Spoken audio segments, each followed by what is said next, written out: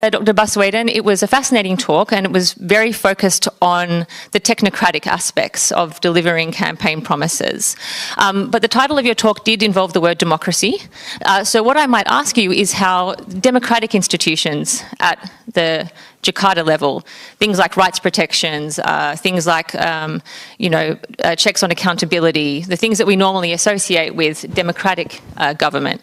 How did you manage, protect and support those sorts of institutions during your tenure, and how important were they for delivering the sorts of programs that you've outlined here tonight? Sure. Thank you, Eve. Yes, indeed. I mean, democracy is not only about election, but also about upholding values. And those values include some of them. Well, respect for freedom of expressions. And then two, transparency, for example, accountability. So some of those values. And we tried our best to uphold that. And to give you example, the freedom of expressions. Being in government in Jakarta is always noisy situations, whoever is the governor, because the social media engagement is very high. All media are in Jakarta, so small things could be trending topics if it happens in Jakarta. And it could attract attentions across Indonesia. And having that is a true benefit to us. What happened is we are able to get quick response from the general public about what we're doing.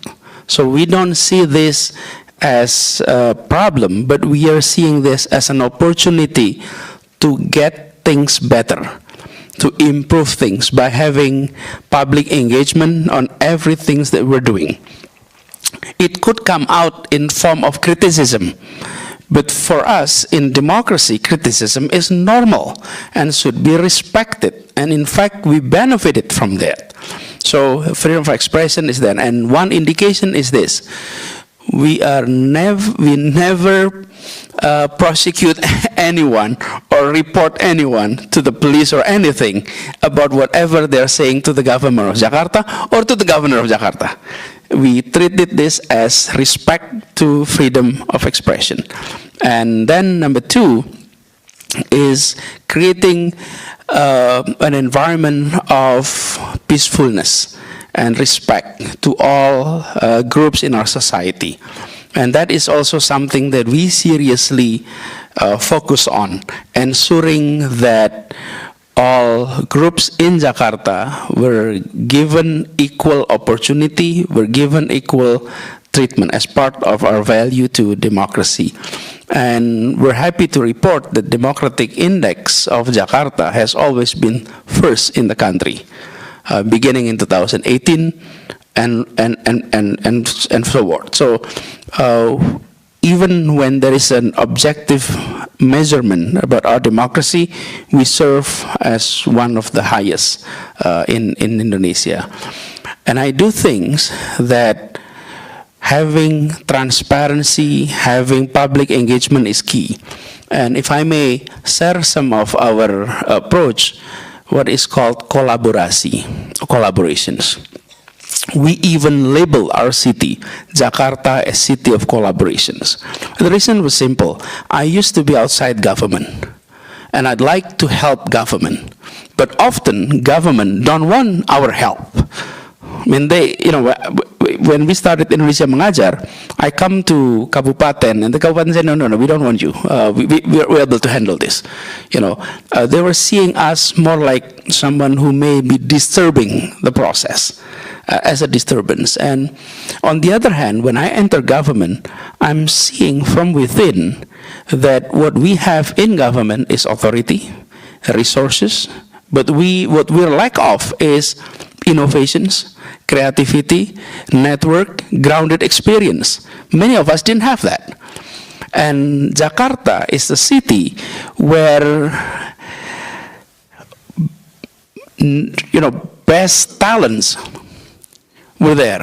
There is no other city in Indonesia that have private sector as many as Jakarta. Think tanks as many as Jakarta. university as many as Jakarta, or NGOs as many as Jakarta.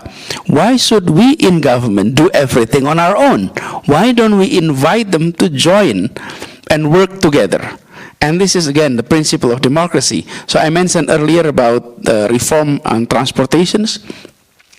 In fact, we are inviting NGOs, think tanks from Jakarta as well as from International to work together with us. So many of the reform that we're doing, the idea didn't come directly from us, but from our partners. And when they're involved, they are also seeing what we're doing. They're also monitoring what the bureaucracy is doing. And they're giving feedbacks. Things that they didn't like, things that they criticize, it's things that is not right, they report it to us. And yes, it requires extra energy, but at the end, we improve the quality of governance and the delivery of that process. Thank you very much, Pak. Okay, so questions from the audience. I've got Nava here, Hal Hill, and the gentleman there at the back with the shirt on there. So that's three, and we'll take three at once if we can. So one microphone. Nava, one up here. Yeah.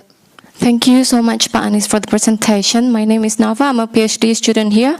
Over the course of my fieldwork, I was researching about Islamist groups, alumni of the 212 movement, and especially the women activists. And, you know, I got all the updates about all your achievements from my respondents. And so they are some of your biggest fans. So, you know, when I asked them, you know, why do you work so hard for Pak Anies campaign? Because they are volunteers for, you know, Sobat Anies. They really work laboriously day and night, unpaid, for the success of your campaign. And when I asked them, you know, what do you hope from Pak Anies? And they said, first, they want clean governance, and then they also believe that you would impose a kind of Islamic orthodoxy and Sharia-based moral values. To what extent and how would you translate those demands into your policies? Thank you. Just an easy one to start. Yes, and then Hal Hill. Yeah. Thank you. My name is Budi. I came all the way from Jogja, Mas. I want to be straightforward. So this is in relation to next year, yeah, when you, the only person now being endorsed by Pak Surya Paloh.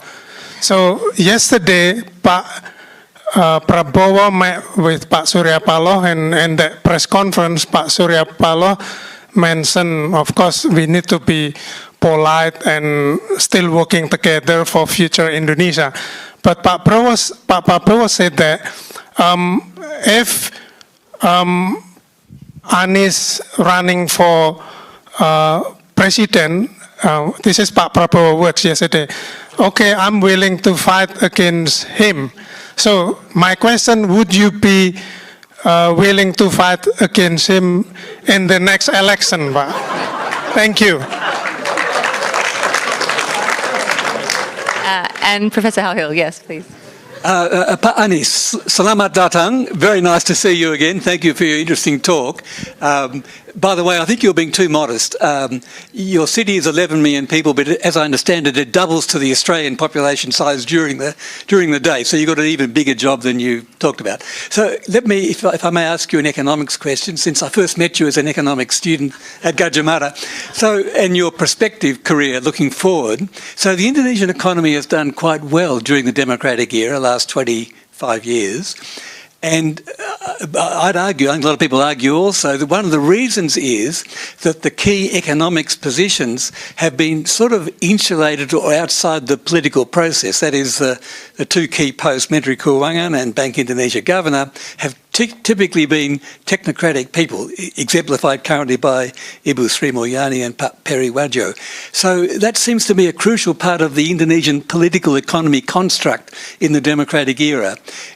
Looking forward, would that be your intention to keep that kind of tradition going? Thank you very much and welcome again.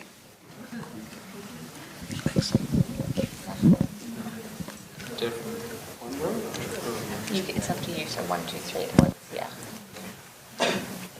So, Islamists, Pak Prabowo and the economy, 2024. You have 5 minutes. This is so Canberra. It was quiet. When Pak Anil Kumar, thanks for coming. Usually quiet audience like this is in Singapore, Pak. Okay, but it was quiet here. Anyway, the first questions with regard to aspirations. I've received many aspirations, and when I'm working as governors, then I have few principles that I uphold when making decision. What are the first one? First is justice to all, the principle of justice. Number two, common sense has to be there. Okay. Number three is public interest. And number four is rules and regulations and undang-undang. Okay. So I didn't work the other way around, Pak. Because most of us in government will be working the other way around. Number one is following rules and regulations, but sometimes they're not making sense. Okay? And sometimes they're not in the public interest. And sometimes it doesn't reflect the principle of justice. So, our approach has been like that. So, principle of justice, and then common sense, akal sehat, and then public interest, and then rules and regulations. So with that, I believe that's the very principles of Islam too, is justice. So that has been our approach. And if you are witnessing Jakarta in the past 5 years, we try to always ensure that four principle is being adopted. So it's not specifically only for a certain religious group, but also to all. And that has been the approach. And I like to carry on that approach toward the future. Second questions.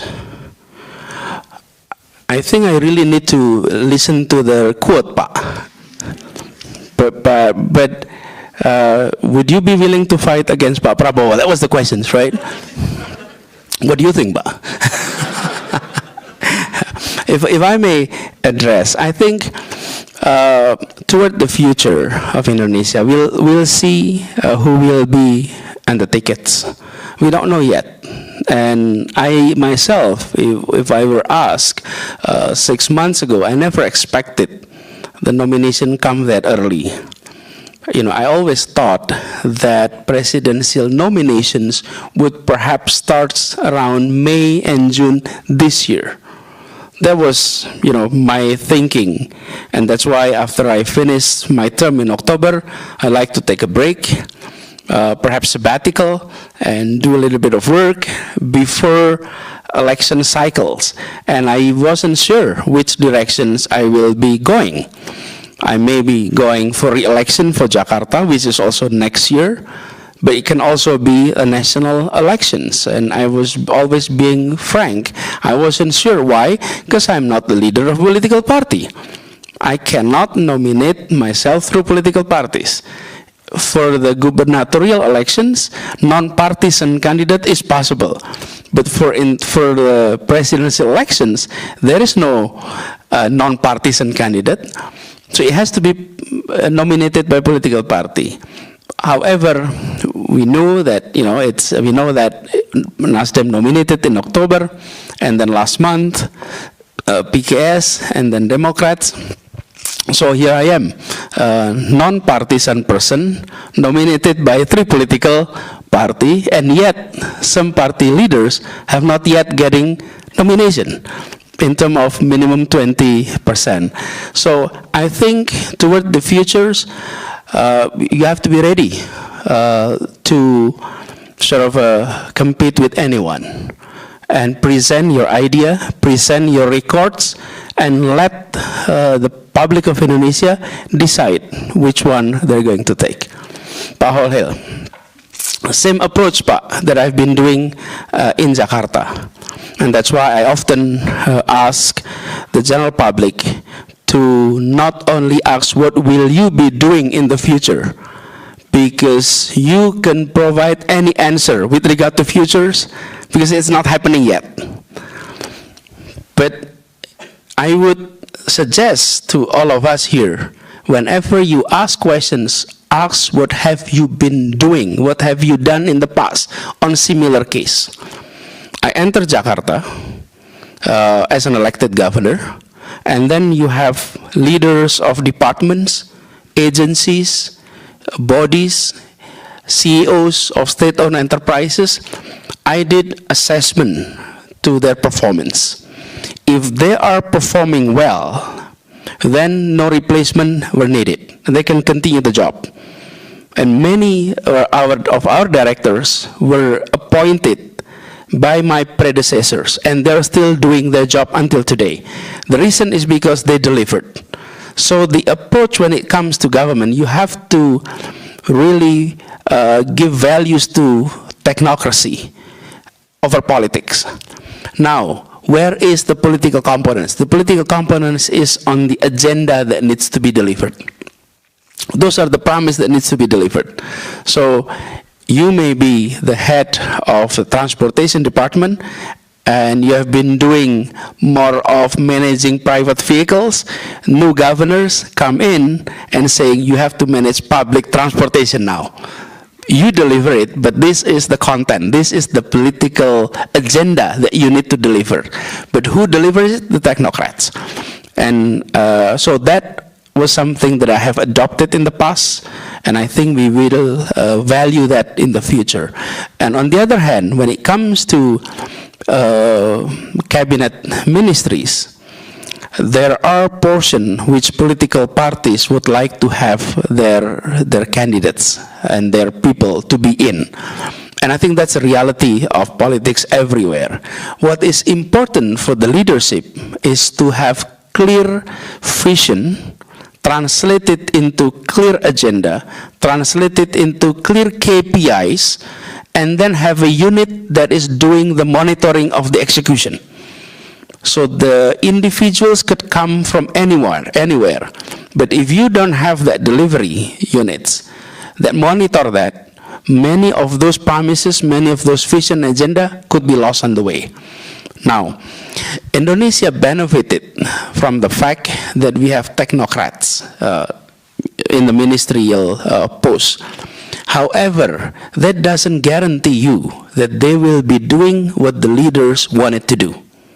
They will not be partisan, but that doesn't mean non-partisanship is according to the agenda of the leaders.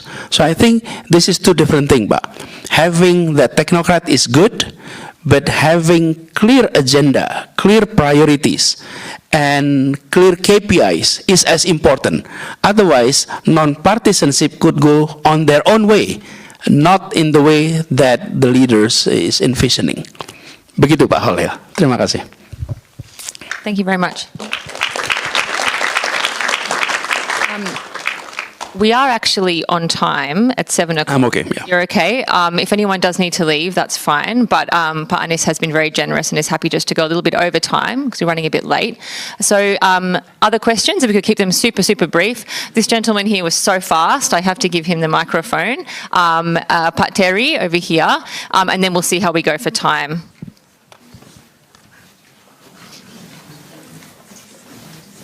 Silakan Pak. Silakan Mas. Silakan Mas. Thank you, Dr. Baswedan. My name is Teguh. I'm currently studying strategic studies. I'd like to ask a question that is perhaps a bit early. It's also in regards to 2024. As you are one of the possible candidates for the running election at 2024, can I please get some of your thoughts on Indonesia's defense policy? Because if you will be running for 2024, I'd like to know how your views on Indonesia's defense policy will be. Thank you. You know, one is asking whether I'm challenging, two is asking what's the Indonesian defense policy, the same person actually referred to. All right. We might just take one more together, Sure. Pak Anies, and then we'll, yes. Hello, Pak Anies. Thank you very much for the review of how you ran Jakarta according to your election promises. But one thing you didn't deal with in election promises was COVID. Could you tell us how you dealt with what was probably the biggest blow to Jakarta's public health in many years with COVID? His name is again? That's Terry Hull. Pak Terry. Siap. Okay, first questions with regard to security. In fact, in the past 2 days, I've been discussing so many balance of power issues in the region. But overall, I could not go on to detail at this point, but we'd like to see our defense capacity able to maintain territorial integrity of Indonesia, and especially in places where potential frictions can take place, such as South China Sea. So we'd like to have our capacity enough to ensure territorial integrity. Number two, Pak Terry, terima kasih. COVID is something that, yes, we didn't predict. And I must say it was one of the deepest leadership learning experience is when we deal with COVID. And we work immediately with scholars. So if I may say, our approach in Jakarta in dealing with COVID was this.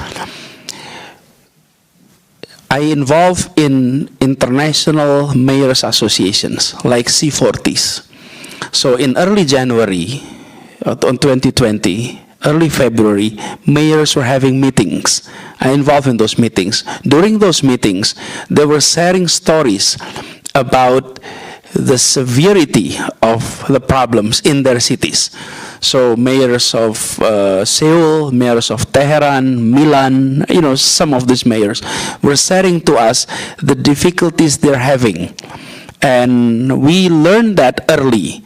And then we started to have task force. We established a task force before the national government established a task force. And we had meetings with the immigration services, with the intelligence, with the travel bureau, inviting them. We're trying to evaluate how many people were coming from China at that time. This is the month of January and February. And we start reporting our testing result to the national government, to the Ministry of Health. And this was a situation where we have to decide how to go in handling this crisis. And we thought the key word to handle this is trust. We have to have the trust of the public to government, because the epidemiologists were telling us it's not going to be short. It can be a year, it can be 2 years, it can be longer than that. We didn't know that. So, number one that is important, public need to trust us in government. And that is our principles. So, in order to gain trust, we are being transparent. We are telling exactly what is happening to the public. We are telling exactly what they need to do. Because we would like to manage that trust. And trust, there's 3 components to that. One is you need to send a message that you're competent.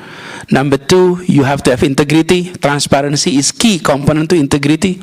And number 3, you have to be intimate to the problem. Intimacy is key.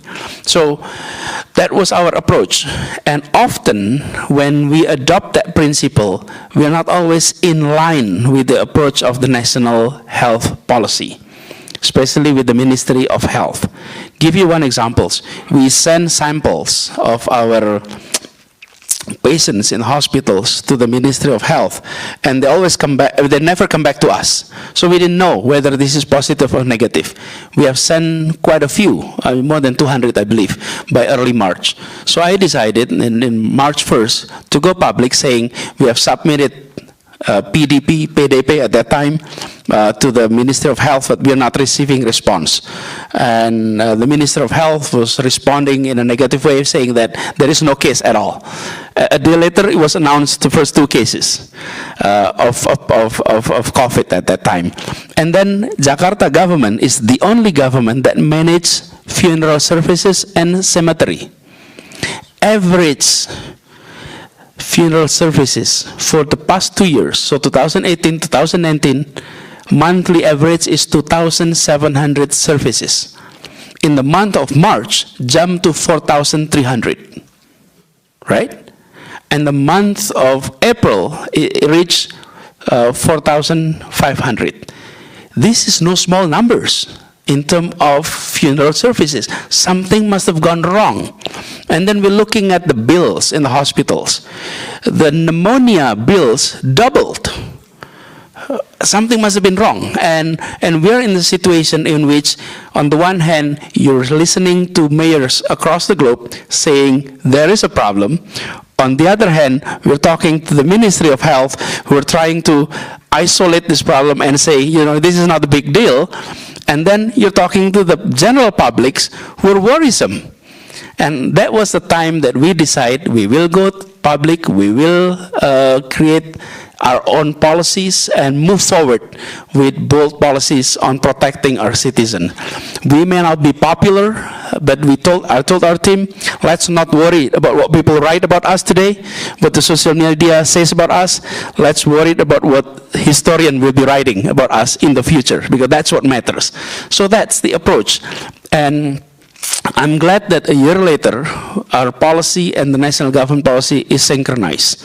But it takes a few months for that approach, to a synchronized approach to happen.